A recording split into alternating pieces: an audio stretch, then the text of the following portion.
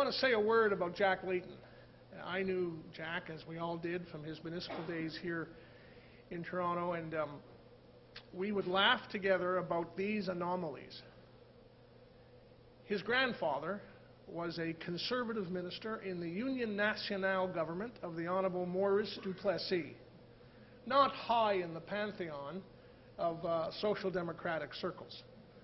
Although people forget that in the history of Quebec, the Union Nationale was the coming together of left-wing liberals and nationalist conservatives to form a new party to nationalize the power companies that were stealing and raping the local population with exorbitant costs. So people forget that little bit of history. And Jack's father, of course, was a minister of mines in the Mulroney government. And Jack, whatever he may have been, wasn't a conservative. My grandfather was an organizer for the International Ladies Garment Workers Union on the streets of Montreal, led the first strike in the 1930s, was arrested by the Quebec Provincial Police, as they were then called, as a dangerous organizer. And I had a lot of time with my grandfather, or Zeta, before he passed on. And I asked him about that first strike, and he used to say, well, we had a choice. When the owner of the plant, who, by the way, was a big liberal, not that that matters, came in on Thursday and said, everybody here, it was piecework in those days. You didn't get paid a salary. You had no benefits. You were paid for every dress that you cut. If you don't double your output by Friday at 5, you're all fired. Completely impossible to have doubled your output by Friday at 5. So the choice they faced was, do you walk out as men and women with some dignity, take the imam's view, at Thursday morning at 10 o'clock and go on strike, or do you get fired anyway Friday at the close of business? And they made the decision to strike. And that was the beginning of the ILGWU, International Ladies Garment Workers Union, on the streets of Montreal. One of the deemed, by the way, most progressive unions in North America that fought for good conditions. And they had early European immigrants, and then Filipino immigrants, and then immigrants from South Europe, and immigrants from Asia be part of the membership and the workforce over the years. They fought for scholarships for their kids. They fought for all the things unions should fight for. And my dad, who was a cab driver, was a Liberal campaign manager for Milty Klein in the riding of Montreal-Cartier for many, many years. And when Mr. Diefenbaker came to my high school in 1963 to give the Bill of Rights to our principal, Rabbi Dr. Grossman, I was so impressed that I went home that Friday night and announced at the table, right, Friday night, Erev Sabbath dinner, my socialist grandfather, my liberal father, that I would be supporting Mr. Diefenbaker and working for his candidate. In the riding of Mount Royal, my dad said those wonderful words every teenager loves to hear, over my dead body. You knew you were on to something. So I said to Jack, when we would talk over the years, you have all these conservative ancestors, you're a social democrat. And I have all these social democratic liberal ancestors, and I'm a conservative.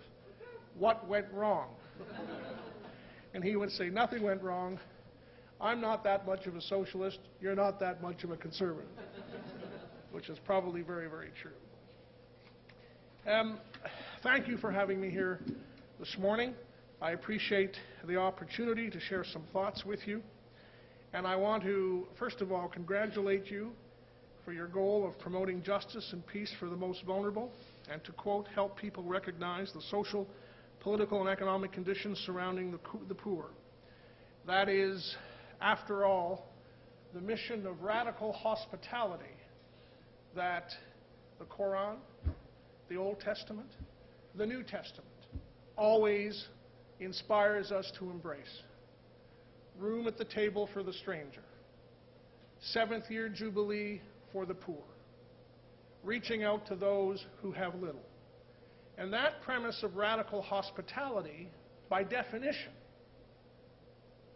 is really what the fight against poverty and for people to have affordable housing has always been about. Because you can't expect human beings to extend hospitality to each other if they have no home of their own. And we hear all the excuses that you often hear from organizations that are formally involved on the homelessness front. Well, you know, you can't put somebody who's psychotic into their own bed-sitting room. Why would that be? How does not having a place to call their own, a place to hang their clothes, a place to have a clean shower, a place to sleep in safety, how does not having those things help them cope with their other challenges? The premise around housing first is very clear. First, give people a place to live, and then when they have that bit of peace in their lives, you can begin to work with them on the other challenges in a host of different ways.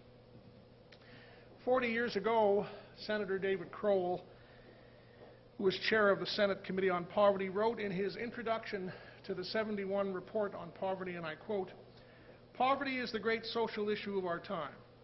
The poor do not choose poverty. It is at once their affliction and our national shame.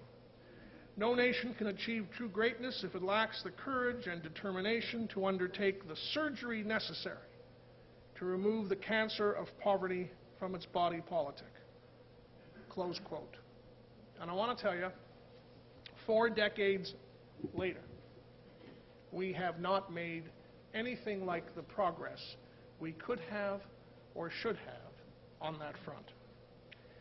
The most recent poverty report put out by the U.S. Census Bureau states that working-age adults now make up the lion's share of the almost 15% poverty rate in our neighbor to the south. They represent nearly 3 out of every 5 poor people, and many of them are still employed at more than one minimum wage job. When I have fought the battle for a guaranteed annual income, people say, well, if you pay people, whether they work or not, why would they ever work? I look at them and I say, do you know that 60% of the Canadians who live under the poverty line in this country today not only have one job, many have 2. But they are insufficient to generate the income necessary to meet the high costs of living where they live. That's the hard reality. And the truth of the matter is that while people will say that what happened in England with the recent riots was about a lot of people who already had criminal records, who already had been in trouble with the police, which is true. But for that kind of dynamic to build, you need a large amount of dispossessed young people who have no hope, have nothing to protect, have no future, have no experience, aren't finishing their education, and have no work, which is exactly the definition of the vast majority of the people who were involved in those disturbances.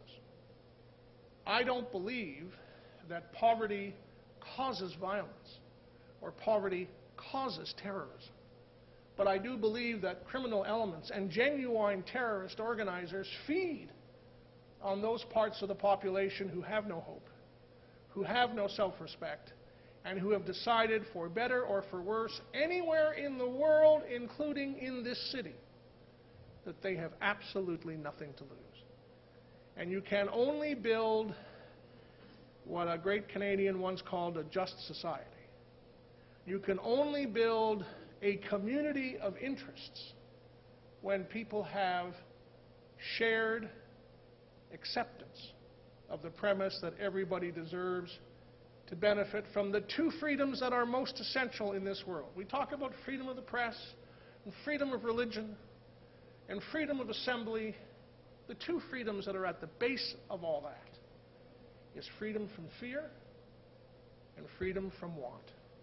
Without those 2 core freedoms, none of the others will withstand even the most modest gust of extremist wind from any source.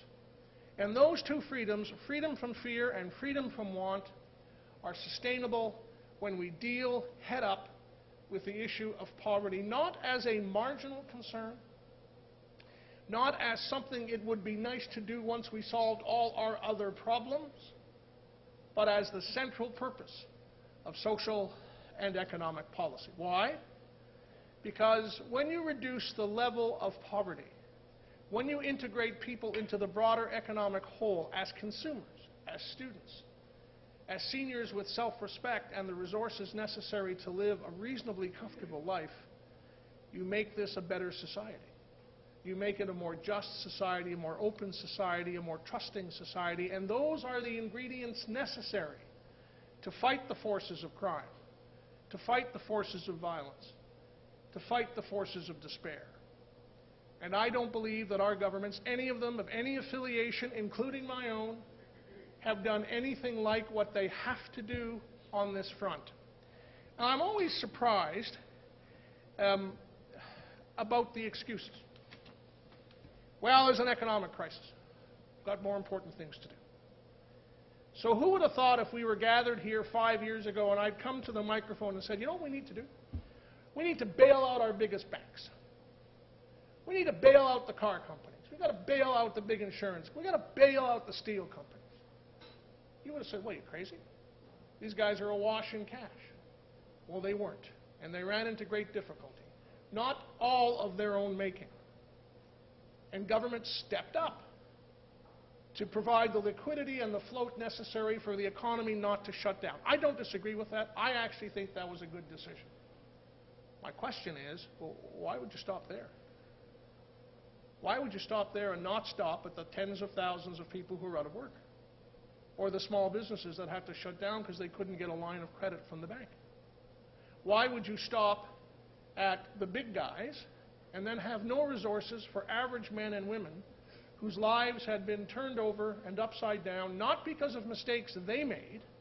They were working hard, they were paying their taxes, they were honest and honorable members of the community, but because of decisions made elsewhere, in places like New York or Athens or God knows where, in a context which then reduced what they needed either as float for their own lives or for companies to hire them or for credit necessary to get ahead.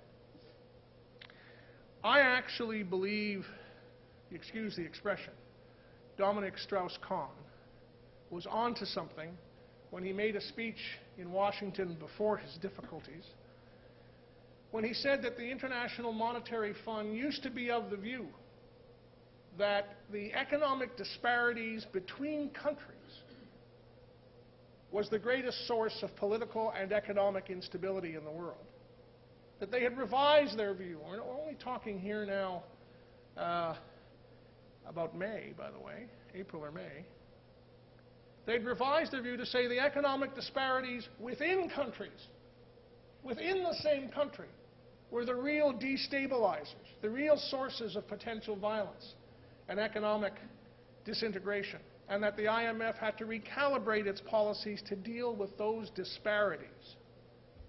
So when someone says to me, you know, your so-called impoverished Canadian has way more money and resources than an impoverished African or an impoverished Indian in certain parts of India or Pakistan these days, I say that's actually interesting but irrelevant.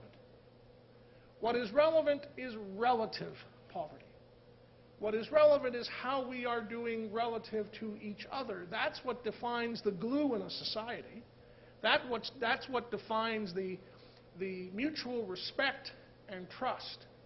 And by every measure, in the US and in Canada, the gap between the very well-off and those at the bottom is expanding massively and quickly.